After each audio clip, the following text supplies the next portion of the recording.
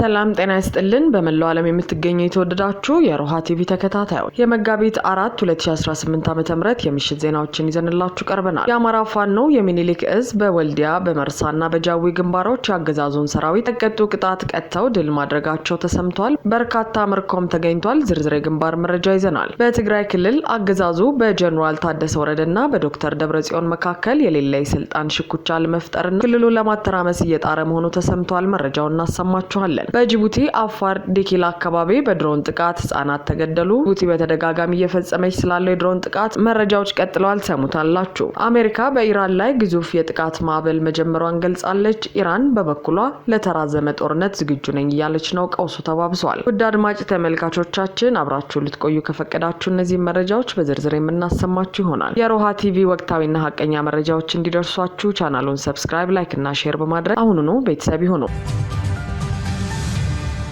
በወልዲያ በመርሳና በጃዊ ያገዛዙ ሰራዊት ክፉኛ የተቀጠቀጠ ሲሆን የከባድ መሳሪያና የመገናኛ ራዲዮችም ተማረኩ። የአማራ ፋኖ በየግንባሩ ያገዛዙን ሰራዊት አከርካሪ የሚሰብር እርምጃ መውሰዱን ቀጥሏል። በወሎ ግንባር የሚኒሊክ እዝ ልጅ ኢያሱ ኮር እና 101ኛ ኮር አሃዶች በጥምረት ባደረጉት ተጋድሎ በወልዲያና በመርሳ ዙሪያ ያገዛዙን ሰራዊት አይቀጡ ቅጣት ቀጥተዋል። የብልጽግና ሰራዊት ከወልዲያ በመነሳት መርጦን ለመውረር ያደረገው ሙከራ በ101ኛ ኮር 11ኛና 35ኛ ክፍለ ጦር መብረቃዊ ግብረ መልስ የከሸፈ ሲሆን ጠላት ተመቶ ወደ ምሽጉ እንዲፈረጥጥ ተደርጓል። ምንም እንኳን አገዛዙ በድሮንና በጀት የታገዘ ጥቃት ለመሰንዘር ቢሞክርም የአካባቢው ጉምና ደመና ለጀግኖቹ ፋኖች ሽፋን በመሆን የጠላትን እቅድ አምክኖታል። በሌላ በኩል በጎጃም ጃዊ ቀጠና የደጃዝማች በላይ ዘለቀና የሽፈራው ገርባው ልጆች የሆኑት የ64ኛ ክፍለ ጦር አባላት ባደረጉት ድንገተኛ ጥቃት ያገዛዙን ሰራዊት መውጫ መግቢያ አሳጥተውታል። በ201ኛ ኮር ስር የሚገኘው የግዙፍ ክፍለ ጦር ከ206ኛ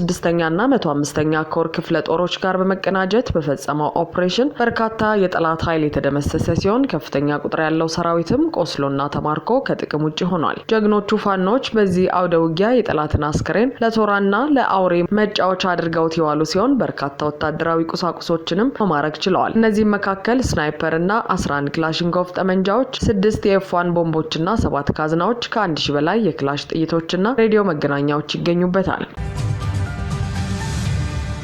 ብልጽግና በትግራይ አመራሮች መካከል ሽኩቻ ለመፍጠርና ክልሉን ዳግም ወደ ትርምስ ለመክተት እየጣረ መሆኑ ተጋለጠ። በአብይ አህመድ አገዛዝ በትግራይ ክልል ከፍተኛ አመራሮች መካከል የሌለ የስልጣን ሽኩቻ በመፍጠር ክልሉን ዳግም ወደማያቋርጥ የእርስ በርስ ትርምስ ውስጥ ለመክተት አደገኛ ስልት እየተከተለ መሆኑ ተገልጿል። አገዛዙ በትግራይ የስልጣን ፍትጊያ አለ የሚል የሐሰት ትረካ በማሰራጨት በክልሉ ውስጥ ያሉትን ኃይሎች እርስ በርስ ለማናከስና ህዝቡን ግራ ለማጋባት ከፍተኛ ጥረት እያደረገ ይገኛል። በአብይ አህመድ ይሁንታ የክልሉ የጸጥታ መዋቅር በበላይነት እየመሩ ያሉት የሌተናል ጀነራል ታደሰ ወረደ የስልጣን ዘመን በጥቂት ቀናት ውስጥ እንደሚያበቃ መረጃዎች ቢወጡም አገዛዙ ግን ይህንን አጋጣሚ የጀነራሉን የስልጣን ዘመን ላለማራዘም እንደማስፈራሪያ በመጠቀም በዶክተር ደብረጽዮንና በጀነራሉ መካከል የሌለ ፍጥጫ እንዲነግስና ክልሉ እንዲታወቅ ሆን ብሎ እየሰራ መሆኑ ተመልክቷል። ይህም በዋናነት በትግራይ ውስጥ ያሉትን ኃይሎች ማለትም የጀነራል ታደሰ ወረደ ጊዜያዊ አስተዳደርን በዶክተር ደብረጽዮን የሚመራውን የህወሓት አንጃ እርስ በርስ በማጋጨት ክልሉን ደካማ የማድረግ ስልት አካል ነው ተብሏል። በተለይም በዘንድሮ የአድዋ ድል በዓል ላይ የፌዴራል መንግስቱ ሰራዊቱን ወደ ክልሉ አዋሳኝ አካባቢዎች ማስጠጋቱ በትግራይ አመራሮች ላይ ጫና ለመፍጠርና ክልሉን በውጥረት ውስጥ ለማቆየት የሚደረግ ዝግጅት መሆኑ ተገልጿል።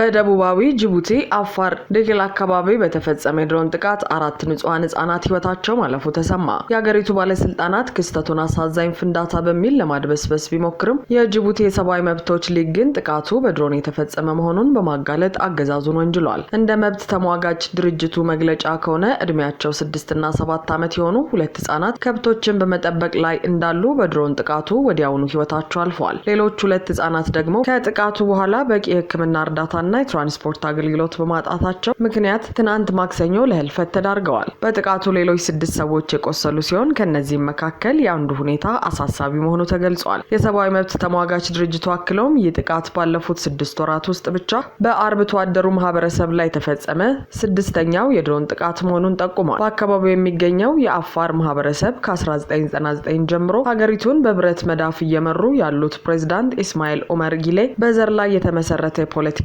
መገለል እያደረሱብን ነው በሚል ቅሬታ ሲያቀርቡ ቆይተዋል። ፕሬዝዳንት ኢስማኤል ኦመር ጊሌ በመጪው ሚያዝያ 10 በሚካሄደው ፕሬዝዳንታዊ ምርጫ ለ6ኛ የስልጣን ዘመን ለመመረጥ በዝግጅት ላይ ባሉበት በዚህ ወቅት በንጹሃን ላይ የሚፈጸመው የድሮን ጥቃት መባባሱ በአካባቢው ያለውን ውጥረት ይበልጥ አባብሶታል። ባለፈው ሳምንት ከኢትዮጵያ ድንበር አቅራቢያ በተፈጸመ ተመሳሳይ ጥቃት ንጹሃን መገደላቸው የሚታወስ ሲሆን አገዛዙ ድሮንን እንደ መሳሪያ በመጠቀም በገዛ ዜጎቹና አልፎም በኢትዮጵያ ግዛት ላይ የሞት ድግስ እየደገሰ ነው በሚል ከፍተኛ ትችት እየቀረበበት ይገኛል።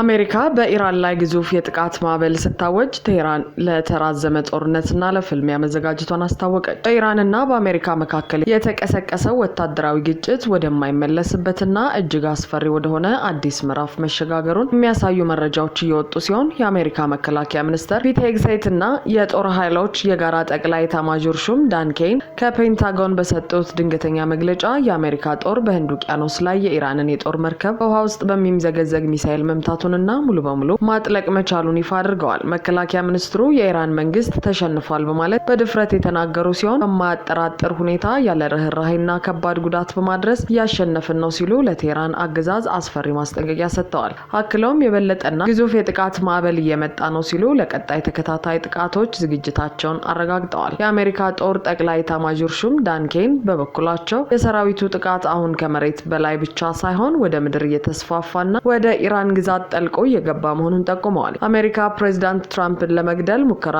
አድርጓል ያለችውን የቡድን መሪ አድኖ መግደሏን ስታስታውቅ በኢራን ውስጥ ደግሞ በአንድ የሴቶች ትምህርት ቤት ላይ በተፈጸመ ጥቃት ከ150 በላይ ንጹሃን ሰዎች መገደላቸው ከፍተኛ ውዝግብ ፈጥሯል። ፔንታጎን ጥቃቱን ስለመፈጸሙ ግልጽ ማረጋገጫ ለመስጠት ፈቃደኛ ባይሆንም ጉዳዩን ምርመራ እያደረግን ነው በሚል ማድበስበሱ ተመልክቷል። በሌላ በኩል ቴህራን ከአሜሪካ ጋር በምንም አይነት ሁኔታ ለድርድር እንደማትቀመጥና ለረጅም ጊዜ ለሚቆይ ጦርነት ራሷን ማዘጋጀቷን በይፋ አስታውቃለች። የሟቹ ጠቅላይ መሪ አሊ ሀሚኒ አማካሪ ሙሐመድ ሞሃባር ለሀገሪቱ ብሔራዊ ቴሌቪዥን በሰጡት መግለጫ በአሜሪካኖች ላይ ለምንተማመን ለድርድር የሚሆን መሰረት የለም፣ እስከፈለግነው ጊዜ ድረስ ጦርነቱን መቀጠል እንችላለን ሲሉ የኢራንን ጽኑ አቋም አንጸባርቀዋል። በተመሳሳይ ይህ የጦርነት ነፋስ የዓለምን የነዳጅ ገበያ ክፉኛ አናውጦታል። ኢራን የምትቆጣጠረው የሆርሙዝ ሰርጥ በመዘጋቱና የትራፊክ እንቅስቃሴዎች በመገደባቸው የአንድ በርሜል ድፍድፍ ነዳጅ ዋጋ በአንድ ቀን ውስጥ ብቻ የ2.37 በመቶ ጭማሪ በማሳየት $83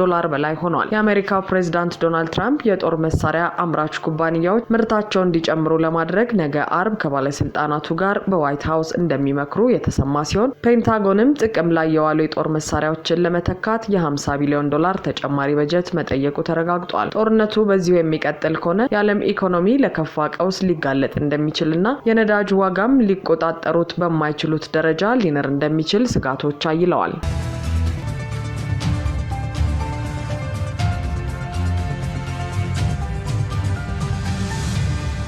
አድማጭ ተመልካቾቻችን የሰዓቱ የሮሃ ቲቪ ዜናዎች የተከታተላችኋቸውን ይመስሉ ነበር። አብራችሁን ስለነበራችሁ ከልብ እናመሰግናለን። ሰላም።